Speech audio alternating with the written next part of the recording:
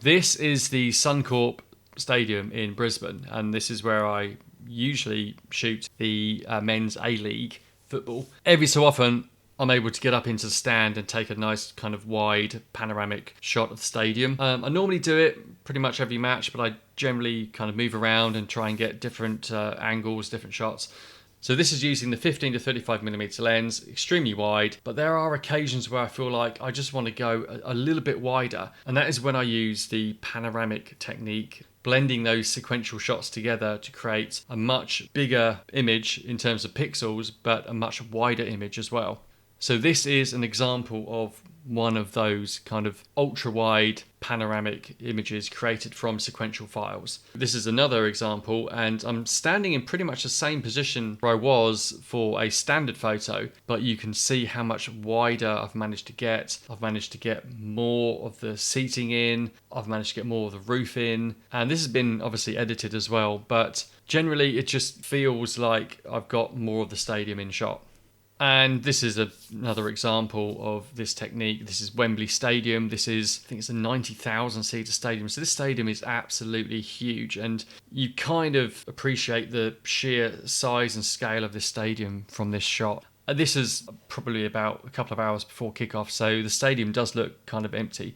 And it's not perfect. There's a few issues in the corner where the images haven't quite stitched together properly, but you'll be forgiven for that. But the fact that I'm able to get most of the roof in and pretty much all the seating apart from what's behind me is really quite impressive. And it's one of the reasons why I like to use this technique, is being able to get as much of my surroundings in shot as possible, as opposed to just taking just a standard photo with that 15mm wide field of view. And here's another shot that I really love. This is the Tottenham Hotspur Stadium in London. Again, this is probably about an hour, maybe an hour and a half before kickoff. You can see the crowd gradually building up. It wasn't quite a sellout. It's about 45,000 people in a 60,000 seater stadium. So I think the upper tiers weren't being used, but still you really get the impression of the size and scale of the stadium. I've managed to get most of the roof in shot and most of the seating around me apart from what's behind me, so really pleased with this shot. And I appreciate not everyone likes this type of thing. They prefer to just take a single standard shot with the wide angle lens that they have. I've got the 15mm. This was taking 15mm sequential shots to create this super wide. And it's a bit kind of warpy and distorted, but it just gives you that full appreciation of the sheer size and scale of the stadium that we're working in. So I'm just going to run through the process and the technique of doing this.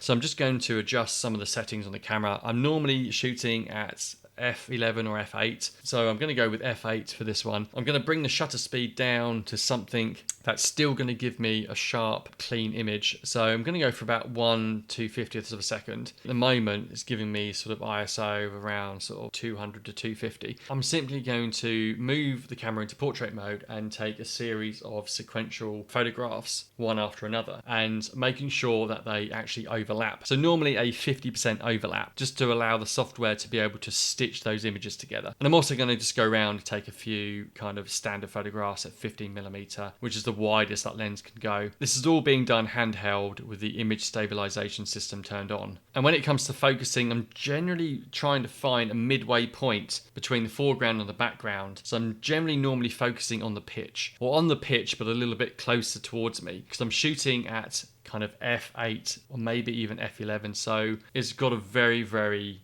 deep depth of field. So I'm now going to bring all of these files into Camera Raw, and this includes a lot of the kind of standard shots that I took, and I'm just going to go through them gradually, and I'm just going to delete the ones that I don't need, because a lot of them are very similar, so I don't actually need all of these files. Okay, so now we get to the portrait orientation, and you can see that I'm just going to scan through, because I shoot in burst mode. Some of these photographs are kind of duplicated, so I just want to get rid of images that are the same. You only need a 50% overlap with those portrait images. So I'm going to go ahead and select all of those portrait photographs, and I'm just going to right click and I'm going to select merge to panorama. And this is the end result. And great thing is I've got this boundary warp slider, which I'm going to push to 100. I'm going to apply the auto settings. I'm going to see what cylindrical looks like. It looks really distorted and warped, but I'm generally happy with spherical with the boundary warp at 100. So I'm going to merge that down, just going to save it in my folder that I've pre-prepared. And now I have a DNG file So I can now go back and I can actually just delete all of these sort of portrait files. I just don't need them anymore. So I can just delete them. So I'm just going to run this process again, and because I actually shot 2 panoramics while I was in the stadium, so we're going to run this process again with the other panoramic that I shot, just to have a look and see how that appears. So you can see here, let's move the boundary warp slider to 100. Probably not quite as good as the other one. More to do with my position in the stadium. Because I wasn't quite right in the corner, I've ended up with a lot more of the right-hand side as opposed to the left-hand side. So I think the first one that was produced was a lot more effective, and it's purely because of my positioning in the stadium as opposed to this particular shot where I've just got more of the right-hand side. So, I mean, I'll still use it, but your initial positioning in the stadium is really important. You kind of have to position yourself right in the corner to be able to get a really, really nice panoramic. So I'm just going to apply some edits to this image. I'm just going to crop in slightly. I got so much of the stadium in shot. I'm just going to do a bit of cropping. I'm just going to pull some of that right hand side in a little bit because we don't need to see so much of that. And just going to straighten the image up a little bit, and I'm just going to adjust some of the blacks and also reduce some of the shadows and just bring some of the whites and the highlights down. Just trying to get a good balance between the whites and blacks. And I think overall, it's not a bad image. Of course, this time of the day, a lot of the time, the stadium is casting a shadow over the pitch, and which is not amazing.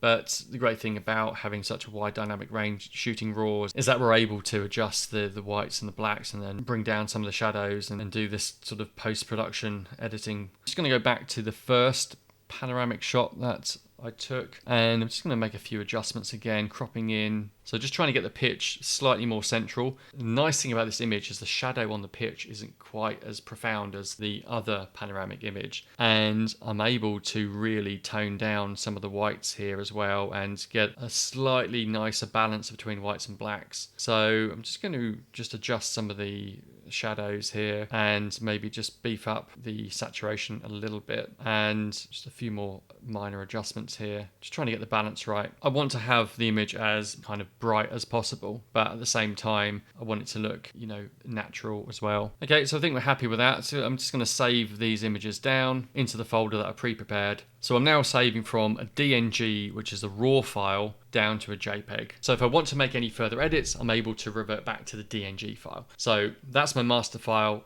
So from that, I'm able to save a JPEG. So here I'm just going to show you a quick comparison between these, the shot of the standard 15mm field of view to that of the panoramic field. And as you can see, I'm just getting so much more of that roof in, getting more of the stand, more of the seating. It just gives you another perspective and another sort of interesting field of view. It gives you a greater appreciation of the stadium. It just allows you to shoot and have more of your surroundings in shot. So the reason why I like that type of photography, it's not for everyone. It's, you know, a lot of people look at it and go, oh, it's a bit warpy and a bit distorted, but we're just trying to create something that's a little bit unusual and a little bit different, and it's obviously a lot more work. Personally, I don't think it takes that much time to produce these images, and I think the end results are probably worth it. Thanks so much for watching. Please give it a like, give it a share, and subscribe for more videos.